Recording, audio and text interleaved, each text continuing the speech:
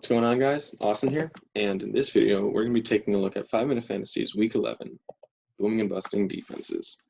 My start of the week, I'm going to say, is going to be Detroit against Carolina. Now, Detroit doesn't have a great defense, but what they do have right now is the benefit of not having to face Teddy Bridgewater, who Teddy Bridgewater's never been that great against Detroit to begin with.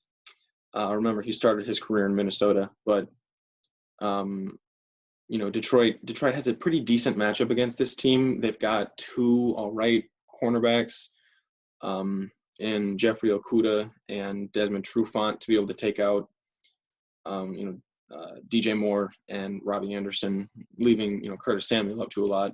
But I believe this is a game that Detroit will likely win if Teddy Bridgewater doesn't play, and it's one that they'll win defensively if Teddy Bridgewater doesn't play.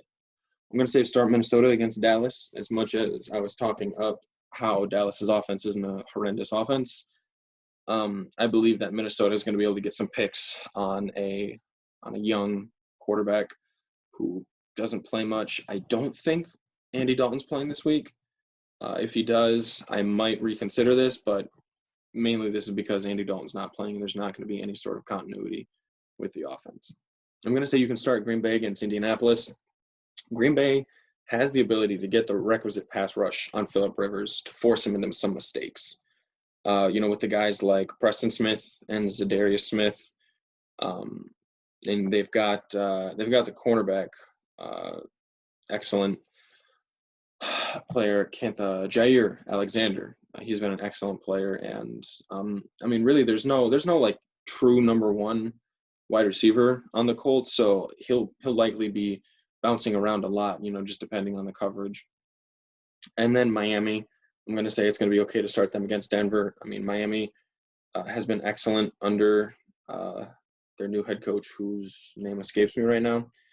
But the Belichick disciple, the linebacker coach, and the defensive play caller during that absolute just barn burner of a Super Bowl against the Rams, they've been really good. And I don't think that Denver's going to play horrible, but Drew Lock can be forced into making mistakes.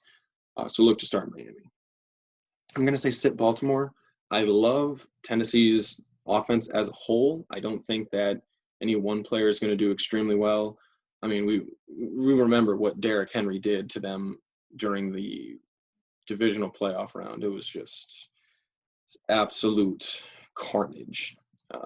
And I don't think that Baltimore's defense has not been great. No matter what the statistics say, like they're like the top three in the scoring category or whatever it is, they haven't been good. Sit Arizona at Seattle.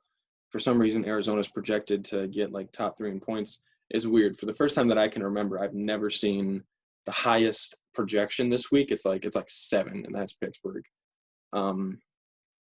But Arizona against Seattle, they're not going to get 3 picks off of him this time. It's highly unlikely that Russ is forced into that many mistakes again. Say Kansas City versus the Raiders.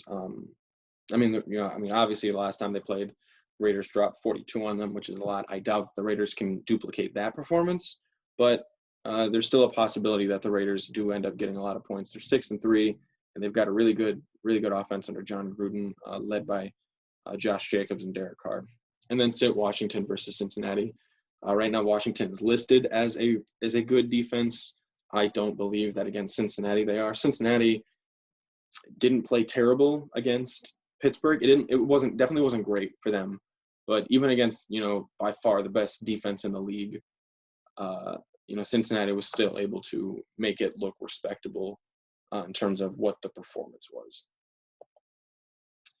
All right, guys, thanks for watching this video. Be sure to like and subscribe to my channel so you can stay up to date with all of our future content.